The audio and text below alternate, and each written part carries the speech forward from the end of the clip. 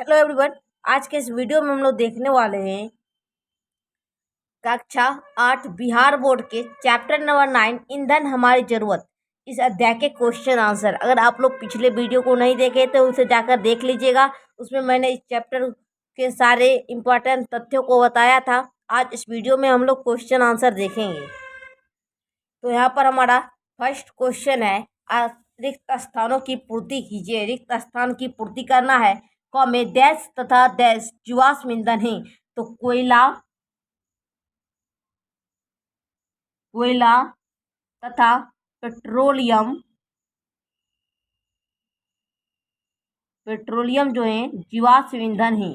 Dash तथा dash समाप्त नहीं होने वाले ईंधन के स्रोत हैं। तो ये सूर्य का प्रकाश तथा वायु जो है समाप्त नहीं होने वाला ईंधन के स्रोत हैं। कोलतार डैश का उत्पाद है। तो कोलतार जो है वह कोयला का उत्पाद है। ठीक है।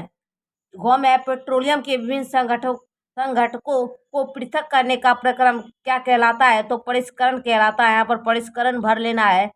परिष्करण अंगों में वाहनों के लिए सबसे कम प्रदूषक ईंधन डैश है। तो डीजल। यहाँ पर भर लेना है सीएनजी गैस। ठीक है।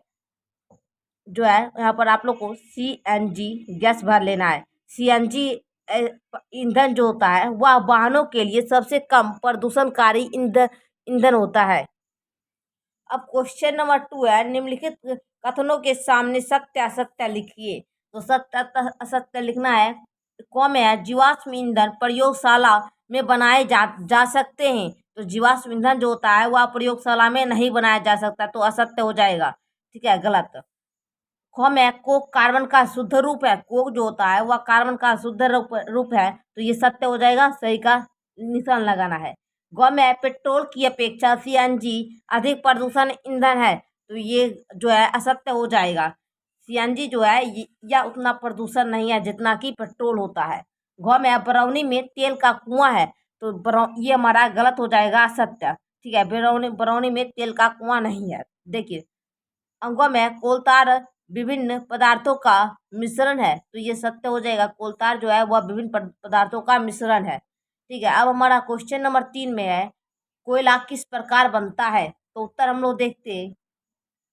तो आंसर में लिखेंगे कोयला किस प्रकार बनता है। आंसर में लगभग 300 मिलियन वर्ष पूर्व पृथ्वी पर निचले जलीय क्षेत्र में घने जब वन थे, बाढ़, भूकंप इत्यादि जैसी प्राकृतिक क्रिया के कारण वन जो थे वह नष्ट हो गए। वन मिट्टी के नीचे दब गए। ठीक है। दब जाने के बाद अनेक ऊपर अधिक मिट्टी जम जाने के कारण वे संपीड़ित हो गए, मतलब वह सरगल गए। जैसे जैसे वह गहरे होते गए, ताप बढ़ता गया। उच्च दाब एवं ताप के कारण पौधे पीट में बदल गए और फिर लिग्नाइट और उसके बाद कोयले में बदल गया। ठीक है।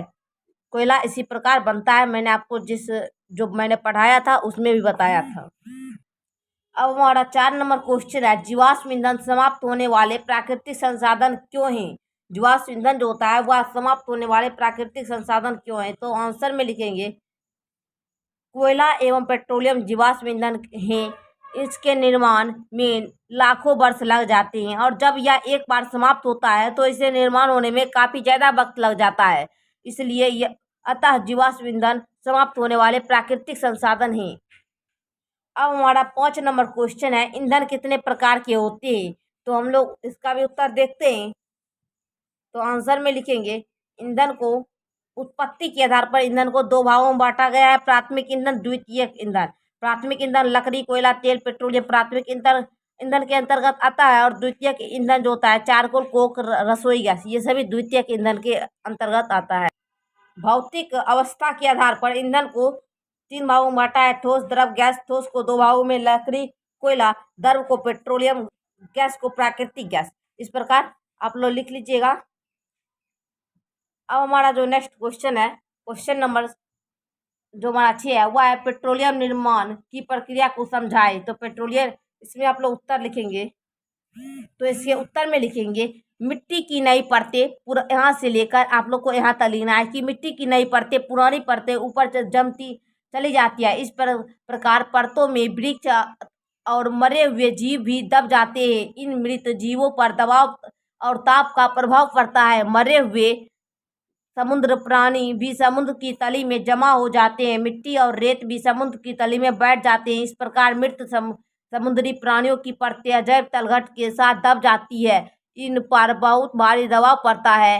धीरे धीरे लाखों वर्षों में वायु की अनुपस्थिति, उच्च दाब, उच्च ताप और उच्च दाब में प्राणियों के मृत शरीर पेट्रोलियम में बदल जाते हैं। इस प्रकार पेट्रोलियम की प्रक्रिया का निर्माण होता है, पेट्रोलियम बनाया जाता है। आगे जो हमारा है वह देखिए 7 नंबर में, कोयला के विभिन्न उत्पादों एवं अभिलक्षणों के उपयोग का वर्णन करें। तो आप लोग आंसर में लिखेंगे कोयला के उत्पाद हैं कोक, कोलतार एवं कोयला गैस। मैंने आपको बताया था पहले भी। देखिए कोक का अभिलक्षण क्या है, तो कोक का अभिलक्षण यह है कि यह कठोर संलग्न और काला पदार्थ है। यह कार्बन का शुद्ध रूप होता है जिसमें 98% कार्बन होते हैं। इसका उपयोग होता है इस्पात निर्माण में, धातु का निष्क्रमण करने में और जल गैस निर्माण में। देखिए अब कोलतार का अभिलक्षण देखिए, कोलतार का अभिलक्षण है यह काले रंग का गाढ़ा द्रव है। इसका गंध जो होता है वह अप्रिय होता है। इसका उपयोग संश्लेषित रेशा बनाने में, रंग, औषधि, विस्फोट, पेंट बनाने में। ठीक है। अब देखिए कोयला जो होता है, कोयला गैस का विलक्षण है। यह ज्वलनशील होता है। उपयोग इसका होता है ईंधन के रूप में, उष्मा स्रोत में। ठीक है। क्वेश्चन नंबर 8 है यहाँ पर, एलपीजी एवं सीएनजी का ईंधन के रूप में उपयोग करने से क्या लाभ है। तो हम लोग उत्तर देखते हैं। जो हमारा एलपीजी एवं सीएनजी गैस है, इसके फायदे देखिए निम्न हैं। देखिए इन्हें सीधे जलाया जाता है। इन्हें एक जगह से दूसरे जगह पाइपलाइन की सहायता से ले जाया जा सकता है। इसे जलाने पर धुआं उत्पन्न ना होता है, इसे जलाने पर पर्यावरण भी हानिकारक नहीं पहुंचता है, पर्यावरण को भी हानि नहीं पहुंचता है। 4 में है, ये मिल्क जलकर बहुत ज़्यादा ऊष्मा उत्पन्न करते हैं। तो यही सारे हमारे फायदे हैं। ठीक है। आगे हमारा 9 नंबर जो क्वेश्चन है वह है यहाँ पर, सूर्य के प्रकाश एवं वायु को ईंधन के रूप में उपयोग करने से क्या लाभ है। तो देखिए उत्तर में लिखेंगे दोनों अनवीकरणीय संसाधन है, अतः इसे समाप्त होने का डर नहीं है। ये इसे समाप्त कभी नहीं होता है। ठीक है, ये मतलब अनवीकरणीय संसाधन है। दूसरा है दोनों स्वच्छ ईंधन है, अतः इससे पर्यावरण को किसी भी प्रकार का नुकसान ना होता है। 3 में दोनों से ऊर्जा दोनों जो है ऊर्जा के प्राप्त करने में लागत है। 10 में भारत में तेल क्षेत्र कहाँ कहाँ पाए जाते हैं। तो आंसर में लिखेंगे भारत में जो तेल क्षेत्र पाया जाता है वह अंकलेश्वर एवं कलोल जो गुजरात में है यहाँ पाया जाता है। रुद्र सागर एवं लकबा जो असम में है वहाँ पाया जाता है, और मुंबई हाई में पाया जाता है। तो इसी प्रकार हमने 10 क्वेश्चन का आंसर जान लिया। इस वीडियो में फिर मिलते हैं अगले वीडियो के साथ। तब तक के लिए धन्यवाद। चैनल पर नए तो चैनल को सब्सक्राइब और इस वीडियो को लाइक कर लीजिएगा।